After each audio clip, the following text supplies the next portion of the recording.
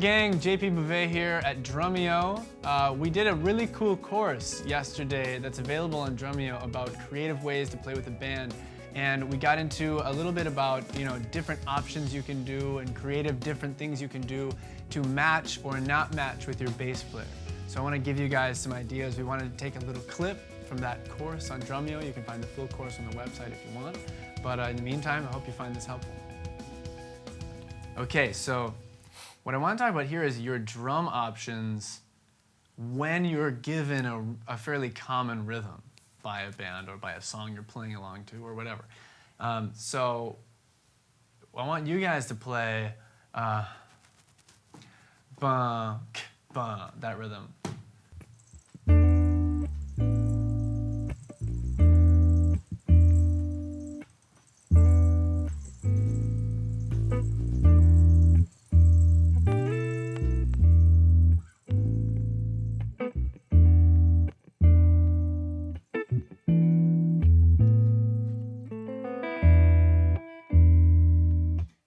Okay, so I'm going to play the first thing that comes to mind, and it will probably be very similar to the first thing that came to mind for you. Ready? So I'm not really trying to be creative here. This is just the first idea. Ready? 1, 2, 3, 4.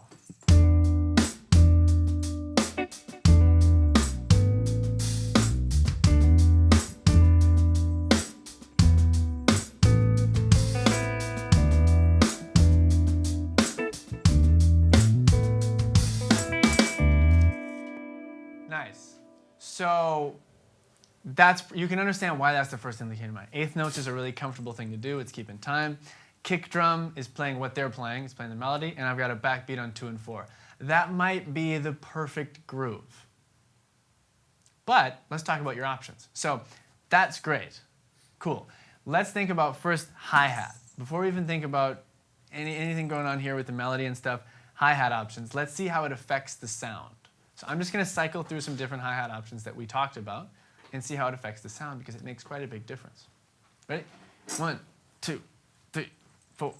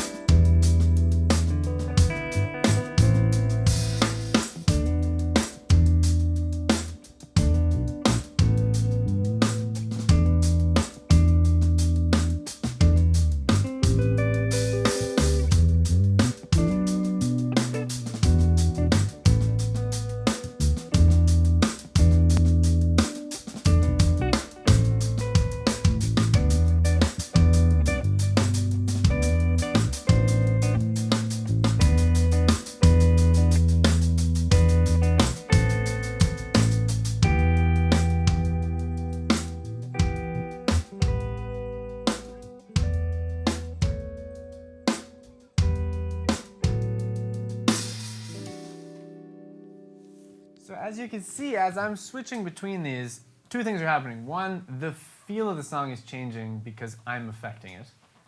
2, they are affected by what I do. And that was highlighted, I think, the most in the last 2 examples there. Because the second to last one was all accents, which just adds so much intensity, especially if you're playing 16th notes. And they just subconsciously, because they're aware musicians who react to what's happening around them, they grew with me.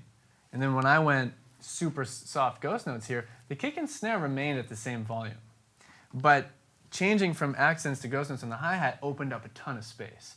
And they reacted and they brought it down as well. So those are the 2 things that are going to happen there. And those are some options with the hi-hat.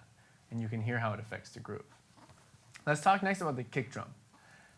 Because we do, as drummers, a lot of times fall into this trap of thinking that we have to play what the bass player is playing or what the main rhythm is. And that's really not true. So let's look at some other options here. The first option you've heard, and you know that that's fine. If I match exactly what they do, it's going to sound fine. It'll sound fine. It might not sound interesting, but it'll sound fine. Another thing I can do is ignore them completely and go with one of like the sort of classic 4 on the floor things. Let's see what that sounds like. I'll do 4 on the floor quarter notes and then 8th notes so you can hear the difference. Same thing. 1, 2, 3, 4.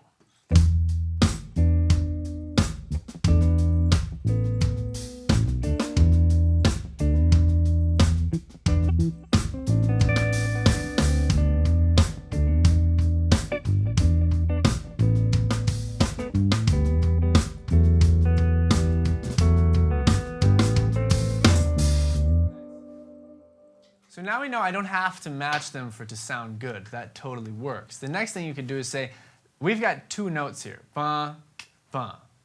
What if I match the first one and then not the second one?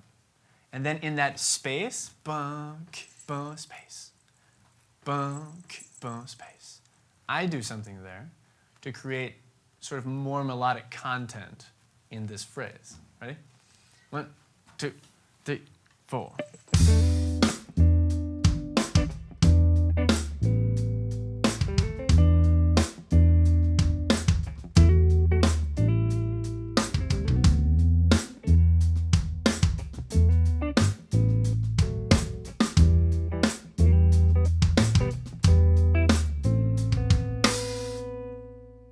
Same thing by matching just the second note, not the first.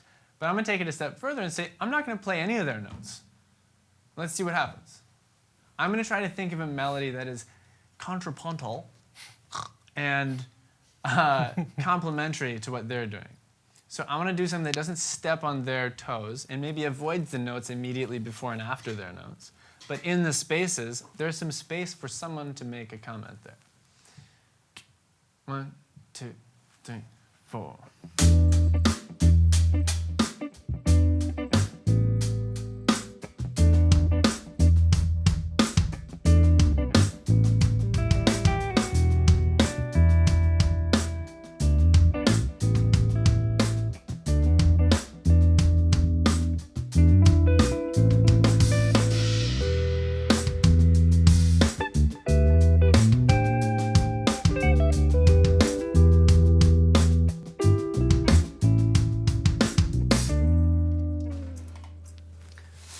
Cool, so kick drum options. I kind of want to say anything goes. Almost anything goes. But you have to just trust your ear. If you try something, you're like, this doesn't sound cool.